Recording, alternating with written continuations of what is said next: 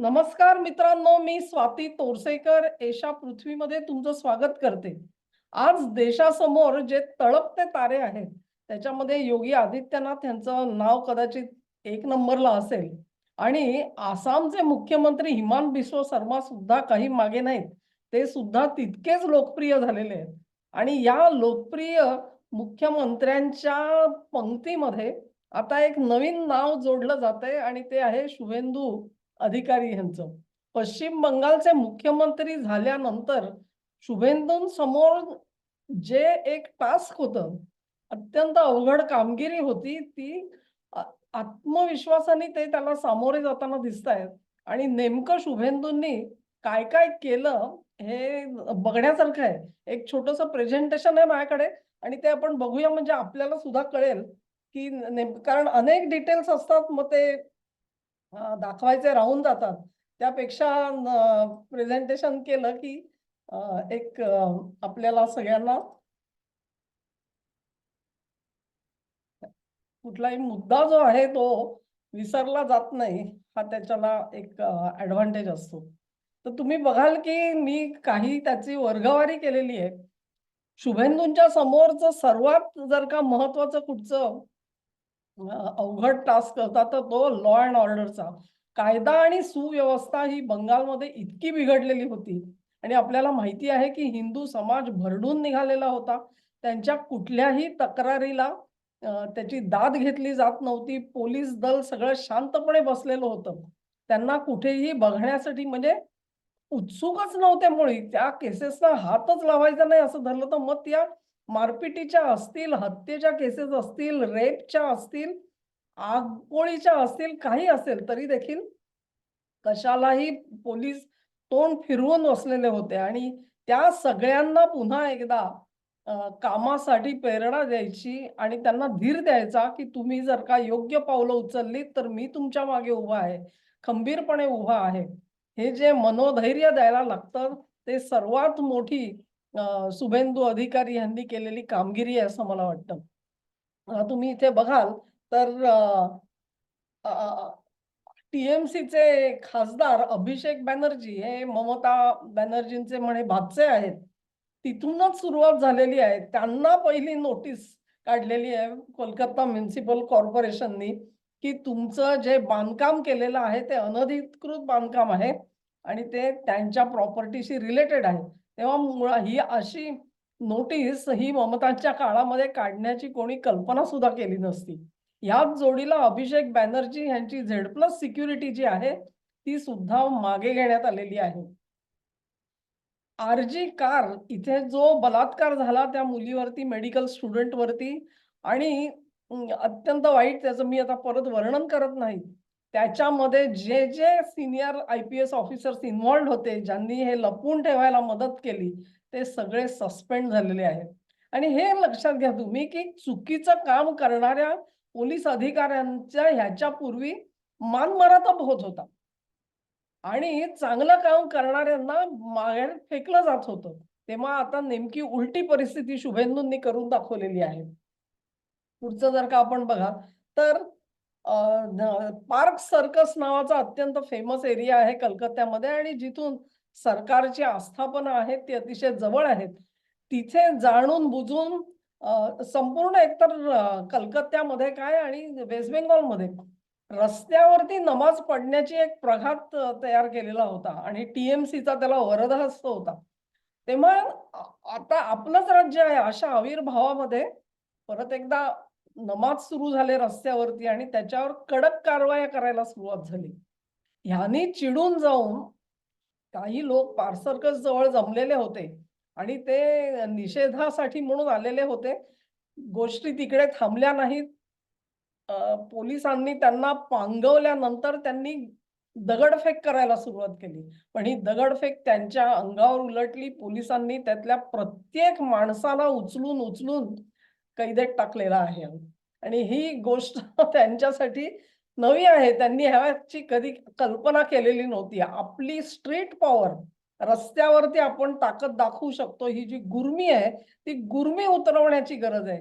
हेच एक्झॅक्टली उत्तर प्रदेशामध्ये योगींना करावं लागलं. आणि हेच एक्झॅक्टली हिमांत बिस्वा सर्वांना सुद्धा करावं लागलं. महाराष्ट्रात सुद्धा अवस्था काही फार वेगळी नाहीये. थोडी डिग्रीने कमी असेल, पण आपण त्याच दिशेने वाटचाल मात्र करतो आहोत आणि काय काय करावं लागेल त्याचा हा आपल्याला आढावा इथे मिळू शकतो. त्यांनी काही मुसलमान इतके घाबरलेले आहेत, की काही हिंदू त्यांना गाय विकायला गेले, तर ते म्हणाले, "आम्ही गाय घेणार नाही विकत, ही तुमची गोमाता आहे." म्हणजे जनमताचा रेटा किती महत्वाचा असतो बघा. आतापर्यंत गायी पळवून नेत होते आणि विकून त्याचा अमाप पैसा बनवत होते. बांगलादेशामध्ये पाठवत होते. अवैध सगळ्या कारवाया चालू होत्या. त्या सगळ्या थांबल्या. त्यांनाही आता कळलं, की हे याच्यात आपण मिळालो तर आपल्याला सुद्धा आत जावं लागेल. ह्याची भीती असणं, धाक, धपटशा असणं ही महत्वाची गोष्ट असते आणि ती आता दिसायला लागली आणि अतिशय लवकर किती पळपुटी जमात आहे बघा हे तुमच्या लक्षात येईल, की ह्यांना एकदा फक्त माहिती असतं, की पोलीस दल आपल्या मागे आहे म्हटल्यानंतर ते कुठल्याही थराला जातात. तेव्हा ते जिथे-जिथे कुठल्याही थराला जाताना दिसतील, तेव्हा-तेव्हा लक्षात घ्या, की राजकीय सत्ता जी आहे, ती हाताची घडी तोंडावर बोट घेऊन बसली आणि पोलिसांना काम करू देत नाहीये. पोलिसांना जर का त्यांचं काम करू दिलं, तर तेही काम करतात. कलकत्त्यातले आणि बंगालमधले पोलीस आज आपल्याला दाखवून देतायत. Anti social elements, drug peddlers, अंमली पदार्थ विकणारे जे लोक आहेत, ते संपूर्ण बंगालभर पकडले जात आहेत. आणि टीएमसीचे लीडर अब्दुल कादर हक यांना कूच बिहारमधून अटक केलेली आहे. कारण काय? निवडणुकीनंतर हिंसाचार करण्याचा प्रयत्न केला. आणि ही गोष्ट सांगितलेली होती, की निवडणुकीनंतरचा हिंसाचार खपवून घेतला जाणार नाही. तरी देखील काही जणांनी प्रयत्न केलेले आहेत आणि त्यांना आता जे काही त्यांचं कृत्य जे आहे त्याची भरपाई करायला लागणार आहे. लॉ अँड ऑर्डर संपलं नाही अजून. तिसरा मुद्दा येतोय बघा आपण आलोय. भारतीय न्याय संहिता म्हणजे ह्याच्या अगोदरचं आय-पी-सी इंडियन पिनल कोड हे रिपील करून भारत सरकारने नवी न्याय संहिता आणली. ममता बॅनर्जींनी ती पश्चिम बंगालमध्ये इम्प्लिमेंट करायला नकार दिलेला होता. त्याचं नोटिफिकेशनच काढलेलं नव्हतं. ते नोटिफिकेशन आता निघालेलं आहे. म्हणजे भारतीय संसदेने केलेले कायदे सुद्धा तुम्ही पाळणार नसाल, बंगालमध्ये लागू करणार नसाल आणि तुम्ही लोकशाहीवादी म्हणून मिरवायचं आणि मोदी हे काय त्याला म्हणतात तुमचे हुकुमशाही करतात असं म्हणायचं. म्हणजे अ, किती नाटकीपणा म्हणजे किती. तुमचं जे सोंग आहे ते सोंग काय जनतेला कळत नाही असं नाहीये. ते शांत बसतात ह्याचा अर्थ ते मूर्ख आहेत, बावळट आहेत असा नसतो. पण ह्यांची तीच समजूत आहे. जे कबीदल म्हणजे जातीय दंग्यांमध्ये जी माणसं इन्व्हॉल्व्ड आहेत आणि जे खोट्या बातम्या पसरवत आहेत, त्यांच्या विरोधामध्ये त्यांना जामीन मिळणार नाही अशा पद्धतीने त्यांना सेक्शन्स लावले जातील आणि जामीन न मिळण्याची व्यवस्था केली जाईल. ही एक गाईडलाईन आहे आणि गाईडलाईन महत्वाची आहे. कॅटल स्मगलिंग म्हणजे मी म्हटलं तसं पशु पकडायचे गाय असेल, बैल असेल, बछडे असतील सगळ्यांना बांगलादेश सीमेवरून तिकडे पाठवत होते ते. आणि तिथे भरपूर पैसा मिळत होता. संपूर्ण बांगलादेश हा भारतामधल्या गायींवरती पोसला जात होता. ते कॅटल स्मगलिंग जे आहे, हे स्मगलिंगवरती जबरदस्त कुऱ्हाड आलेली आहे. मी म्हटलं त्याप्रमाणे रस्त्या-रस्त्यामधले नमाज बंद झालेले आहेत आणि पोलिसांनी अत्यंत कठोर कारवाई केलेली आहे. काही जण म्हणजे त्या तुम्ही बघाल व्हिडिओ त्या बायका अगदी भांडतात, की नाही हा आमचा हक्क आहे, अमुक आहे, तमुक आहे. तुमचा हक्क आहे तर तुम्हाला नमाज पढायचा तुम्हाला मशिदी दिलेल्या आहेत. मग ते म्हणतात, "नाही, नाही ती जागा आम्हाला कमी पडते." कमी पडते तर तुम्ही पाळी-पाळीनी जा तिकडे. शिफ्ट लावा. पहिली 15 मिनिटं, दुसरी 15 मिनिटं. ते करायचं नाहीये. कुठलंही काही करायचं नाही. कारण हे जे राज्य आहे, ते जणू भारतीय संविधानानुसार चालता कामा नये. ह्यांचं जे काही संविधान आहे, त्याच्यानुसार चालवायचं आहे आणि त्याच्यावरती आक्षेप आहे. तेव्हा कायदा राबवलाच जात नव्हता वेस्ट बेंगॉलमध्ये तुमच्या लक्षात येईल. Illegal sand mining, coal mining, extortion, cow smuggling will not be tolerated. हे कुठल्याही गोष्टी या खपवून घेतल्या जाणार नाहीत म्हणून शुभेंदूंनी स्पष्ट केलेलं आहे. एका आठवड्यामध्ये पोलिसांनी 27,000हून जास्त केसेस रजिस्टर केल्या कशासाठी? इल्लीगल पार्किंगसाठी. बेकायदेशीर पार्किंग करून ठेवतात वाहनं. आपल्याला पाहिजे तशी रस्ता बंद झाला, उघडला त्यांना काही ते नव्हतं. हावडा रेल्वे स्टेशन जे आहे त्याच्या आसपासची एन्क्रोचमेंट सगळी काढून टाकलेली आहे. एन्क्रोचमेंट मला वाटतं आपण मुंबई आणि अन्यत्र महाराष्ट्रात सुद्धा बघतो आहोत. वेगवेगळ्या पद्धतीच्या एन्क्रोचमेंट्स काढल्या जातात आणि जी कारवाई होते आहे, त्याला पाठिंबा देण्यासाठी म्हणून राज्याचे पोलीस सुद्धा तैनात करण्याचा निर्णय झालाय आणि तो बंगालमध्ये सुद्धा राबवला जातोय. एवढीच गोष्ट नसते. एक लॉ अँड ऑर्डर ही लोकांना परसिव्हड चेंज आणून दाखवतो, की ताबडतोब हे लोकांना कळतं, अरे हो, हे इथे हे लोक असे नमाज पढायचे नाही का शुक्रवारी, यावेळी तर रस्ता आपला मोकळा आहे. मी पोलीस चौकीत गेलो तर माझं लोक ऐकतायत. मला असेच अ, बाहेर काढत नाहीयेत न ऐकता माझं. हे चेंजेस जे आहेत ते लोकांना हळू दिसायला लागतील आणि ज्या गुन्हेगार व्यक्ती आहेत, त्यांच्यावरती गुन्हे दाखल होतायत आणि त्याची काही ना काही कारवाई सुरू आहे. हे दृश्य बघण्याची लोकांना उत्सुकता होती आणि ती गोष्ट जी आहे ती शुभेंदूंनी करून दाखवलेली आहे. ॲडमिनिस्ट्रेटिव्ह रिफॉर्म्समध्ये तुम्ही बघाल, व्हेरियस रिफॉर्म्स ह्या लोकांनी काय केलेलं होतं, जो कोणी निवृत्त अधिकारी असेल सरकारी, तो जर का ह्यांचा पिट्ट्या असेल, तर त्यालाच परत बोलवून घ्यायचं आणि त्याला कुठेतरी नेमायचं. कुठेतरी चेअरमन म्हणून, डायरेक्टर म्हणून, या अशा गोष्टी करून ठेवलेल्या होत्या. त्या सगळ्यांना सांगितलेलं आहे, की हे होणार नाही.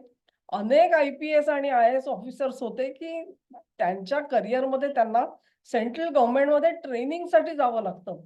पण त्यांना ट्रेनिंग नाही म्हटल्यानंतर त्यांना पुढच्या पोस्ट मिळत नाहीत, त्यांना बढत्या मिळत नाहीत. म्हणजे लोकं कातावून गेलेले होते. त्या सगळ्यांचा क्लिअरन्स दिलेला आहे, की ठीक आहे ज्यांना कोणाला जे एलिजिबल आहेत त्यांना ट्रेनिंगसाठी पाठवून द्या म्हणून सांगितलेलं आहे. एक आनंद होतो त्याही केडरमधला जो माणूस जरी वरच्या पातळीवरचा असला तरी देखील त्यांच्या शेंड्या ह्यांच्या हातात असतात आणि त्या कशा वापरल्या गेल्यात ते बघा.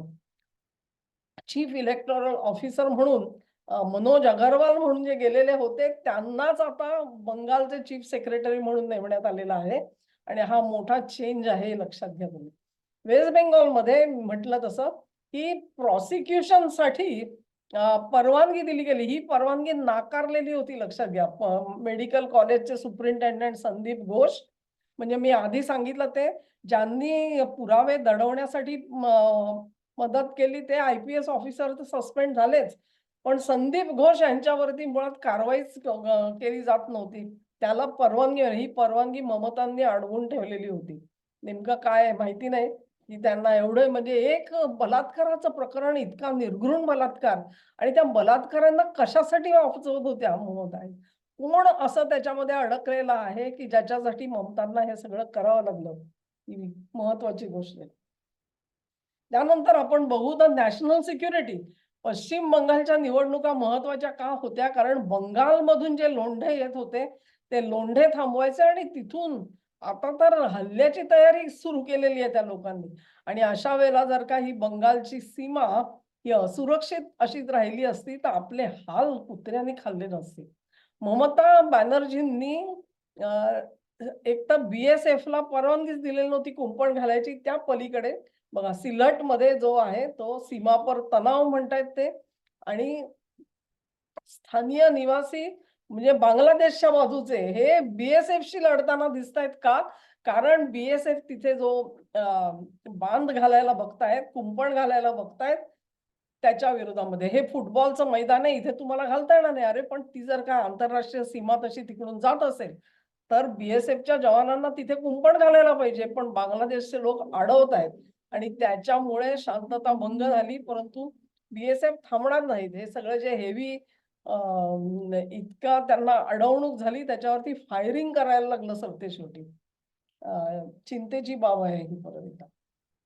दुसरं असं आहे, की हुमायून कबीर नावाचे रिस्पॉन्स आला शेवटी बांगलादेशकडून. त्या सगळ्या कारवाया होताना, तर त्यांचे फॉरेन अफेअर्सचे सल्लागार म्हणून काम करतात हुमायून कबीर आणि त्यांनी सांगितलं, "लावा, लावा तुम्ही काटेरी कुंपणं लावा, आम्ही काय त्यांना भीक घालत नाही." म्हणजे ह्या कबीर साहेबांना म्हणायचंय काय? त्यांना माहिती आहे त्यांचे घुसखोर जे आहेत ते भारतामध्ये घुसत असतात. आणि तुम्ही जरी अशा पद्धतीने काटेरी कुंपणं लावली तरी देखील आमची माणसं त्याच्यावरून चढतील आणि ती पार करून तुमच्या देशात घुसतीलच. अशीच ही धमकी झाली. दुसरं काय म्हणणार त्याला? नाहीतर काय? आम्ही तुमच्या कुंपणाला भीत नाही ह्याचा अर्थ काय होतो? तर त्या कबीर जे कोण आहेत त्यांना तो समजावून सांगण्याची पाळी आलेली आहे आणि ती लवकरच समजेलच. कारण हे असले जे पोकळ वल्गना करणारे लोक असतात, त्यांना त्यांची जागा दाखवून ती परिस्थिती अशी बदलेल, की हे कबीर कुठल्या कोपऱ्यात जाऊन पडतील आपल्याला सांगता येणार नाही. बी-एस-एफनी मी म्हटलं त्याप्रमाणे त्यांना 600 एकर जमीन पुढच्या 45 दिवसामध्ये जमिनी हातात देण्याचं जे आश्वासन दिलेलं आहे ते पुरं केलं जाईल. अनेक स्थानिक रहिवासी आहेत ते पुढे येतायत आणि ते सांगतायत आमची जमीन घ्या, वापरा आणि ते कुंपण घाला कारण आम्हाला हे घुसखोर नकोत. इतका त्यांनी त्यांचं आयुष्य बरबाद करून टाकलेलं आहे. सगळ्यात महत्त्वाची गोष्ट म्हणजे कुठच्याही राज्यामध्ये जिथे-जिथे बी-एस-एफ कामासाठी असतात आणि एम्प्लॉय करावे लागतात, तिथे-तिथे जे जिल्ह्याचं प्रशासन असतं त्यांच्या आणि बी-एस-एफच्या रेग्युलर मीटिंग घेतल्या जातात. जे काही इश्यूज असतील ते डिस्कस होतात आणि त्याच्यावरती तोडगा काढायचा प्रयत्न होतो. बंगालमध्ये ही परंपराच बंद झालेली होती. बी-एस-एफच्या लोकांना ममता प्रशासन भेटतच नव्हतं. ती परंपरा आता शुभेंदूंनी सुरू सुरू नुसती केली नाही, तर ते जातीनिहाय स्वतः पहिल्या बैठकीमध्ये हजर राहणार आहेत. ते जातात म्हटल्यानंतर खालचे जे कलेक्टर आणि इतर प्रशासन आहे त्यांना सुद्धा जाग येते आणि ही गोष्ट जी आहे ती किती महत्वाची आहे त्यांना एकदा बिंबलं मनावरती, की मग रेग्युलर इंटरॅक्शन्स ज्या आहेत त्या सुरू होतील. पण सुरुवात शुभेंदूंनी केली हे अतिशय महत्वाचं आहे. त्यानंतर तुम्ही बघाल की बॉर्डर सिक्युरिटी जी महत्वाची आहे कारण स्मगलिंगसाठी. सगळं स्मगलिंग जे आहे ते तुम्ही कुठे थांबवू शकता ते सीमेवरच थांबलं पाहिजे. ना इथून तिथे काही जाता कामा, ना तिथून इथे येता कामा. पण हे कधी होतच नव्हतं मुळी. तेव्हा 120 एकर चिकन नेक एरियामधली 120 एकर जमीन ही बी-एस-एफला देऊन टाकलेली आहे. हा दुसरा महत्वाचा मुद्दा आहे. आणि चिकन नेक तर अत्यंत संवेदनशील मुद्दा बनलेला आहे आता. ज्या पद्धतीत बांगलादेशमधून काही शक्ती आक्रमक होताना दिसतायत. भारताला सुद्धा तेवढंच आक्रमक व्हावं लागेल आणि त्यांचं जे आक्रमण आहे ते थोपवण्यासाठी विशेष प्रयत्न करायला लागणार आहेत. आज पहिल्यांदा राज्याकडून त्याच्यासाठी सहकार्य मिळतं आहे. गेली 15 वर्ष ममतांनी हे सहकार्य मिळू दिलेलं नव्हतं. जनरल इम्प्रुव्हमेंट सुद्धा अनेक केलेले आहेत त्यांनी. त्याच्यामध्ये सेन्सस अडवून धरा. आता सेन्सस का अडवून धरला असेल कल्पना करा. कारण त्यांनी सुप्रीम कोर्टाला एक आश्वासन दिलं होतं, की आम्ही ओबीसीचा सेन्सस वेगळा घेऊ म्हणून. 3 आठवड्यात पुरा करू म्हणून सांगितलं होतं. हा खोडसाळपणा नाहीये का? तुम्हाला नाही वाटत हा खोडसाळपणा आहे? जो सेन्सस सरकार बनवत सेंट्रल गव्हर्नमेंट करतंय तो दाबून ठेवलेला होता. त्याला आता परत परवानगी दिली गेलेली आहे. सेंटरच्या केंद्राच्या सगळ्या योजना बंद करून ठेवलेल्या होत्या. कुठपासून आयुष्यमान भारत ही योजना सुद्धा बंद केली तुम्ही. लोकांना कार्ड देतं सरकार. उज्ज्वला योजना आहे. या सगळ्या योजना बंगालमध्ये राबवल्या जातच नव्हत्या. कारण ममतांना केंद्राची शिसारी होती बहुतेक. ते आता सुरू झालंय आणि पहिल्यांदा बंगालमधल्या जनतेला मोदींच्या ज्या योजना आहेत त्याचा लाभ मिळायला सुरुवात होईल. ही अन्नपूर्णा भांडार योजना जी आहे ती नव्याने राबवली जाईल आणि तिची तारीख 1 जून अशी ठरवली गेलेली आहे. विधानसभेचं लाईव्ह हे होत नव्हतं, ब्रॉडकास्टिंग होत नव्हतं. का बरं नाही? तुम्ही जर का विधानसभेमध्ये ठीकठाक काम करत असाल, तर तुम्हाला काय अडचण होती? हे चोरीसारखं लपवून ठेवायची काय गरज होती? त्या शुभेंदूंना अशी काही क्षिती नाहीये. त्यांनी ताबडतोबीने प्रोसिडिंग्ज दाखवा. जनतेला बघू देत आम्ही काय म्हणतो आणि आम्ही काय करतो ते. ह्यांना सगळं लपवायचं होतं म्हणून प्रोसिडिंग्ज जनतेपासून लपवण्यात आलेली होती. सगळ्यात महत्वाची गोष्ट पक्षासाठी जे 321 फॅमिलीचा मोदींनी पण उल्लेख केला, की ज्या पार्टी वर्कर्सनी सुप्रीम सॅक्रिफाईस केला. त्यांची आठवण ठेवली, स्मरणात ठेवलं. त्यांच्या नावाने एक स्मारक बनणार आहे आता आणि त्या सर्व फॅमिलीजना कायदेशीर मदत मिळेल, ज्या काही केसेस चालू असतील त्याच्याबद्दल आणि त्यांना आर्थिक मदत देण्यासाठी सुद्धा कलकत्ता सरकार पुढे आलेलं आहे. तर ह्या सगळ्या गोष्टी तुम्ही जर का बघाल, तर तुमच्या लक्षात येईल, की शुभेंदूंनी कामाचा धडाका कसा लावलेला आहे. पण हा सगळा धडाका लावत असताना मूळ सूत्र जे आहे ते महत्वाचं आहे. एक म्हणजे आपण जिहादी शक्तींसमोर वाकणार नाही. त्यांना शिस्त लावू, त्यांना आटोक्यात आणू आणि ते जर का ऐकणार नसतील, तर मग त्यांना तुरुंगात टाकावं लागेल किंवा अन्य ज्या काही कायदेशीर कारवाया त्या कराव्या लागतील. घुसखोरांच्या विरोधामध्ये अत्यंत जी नरमाई वापरली जात होती, तसं नाही. आता कडक अ, एक ॲटिट्यूडनी त्यांच्याकडे बघितलं जाईल, कारण तोच सगळा गर्भात तोच आहे तिथे. हे घुसखोर जे आले, त्यांच्या मतांवरती हे निवडून येत होते. ही वस्तुस्थिती आहे. तेव्हा हे या सगळ्याचा जो अर्थ आहे तो बंगालची जनता आज थोडा तरी मी म्हणते, की मनामध्ये सुकून म्हणतात ना, की त्यांना सुख शांती मिळालेली असेल, की काहीतरी आता 4 पावलं पुढे जाण्याचा माणूस विचार करेल. 4 पावलं पुढे कुठली? आहे तो जीव बचावण्याकडे सगळं लक्ष लागलेलं होतं 15 वर्ष. त्या जाचातून सुटका झालेली आहे पहिल्यांदा. त्यामुळे शुभेंदू आणि त्यांचा जो सगळा आविष्कार आहे, तो केवळ पश्चिम बंगालच्या जनतेला नाही, तर संपूर्ण भारतीय जनतेला सुखावून गेलेला आहे. कारण अखेर बंगालची जनता अशा दुःखामध्ये जीणं जगते आहे, हे भारतीयांना कसं पटणार? आमचा सगळ्यांचा जीव बंगालमध्ये लागलेला आहे, कारण नेताजी सुभाषचंद्र बोस तिथून येतात, स्वामी विवेकानंद येतात आणि अनेक ज्याला आपण म्हणू नररत्नांची मालिका एक प्रकारे बंगालनी देशाला दिलेली आहे. तेव्हा देशाचा जीव बंगालमध्ये गुंतलेला आहे. तो बंगाल आज प्रगतीच्या मार्गावर जावा हीच सगळ्यांची सदिच्छा आहे आणि शुभेंदू ते काम करून दाखवतील याच्याबद्दल खात्री बाळगावी. असं काम पहिल्या काही दिवसामध्ये त्यांनी करून दाखवलेलं आहे. त्याचा आढावा आपण बघितला. हा व्हिडिओ तुम्हाला आवडला असेल, तर लिंक शेअर करा, व्हिडिओला लाईक करा आणि चॅनेलला सबस्क्राईब करा.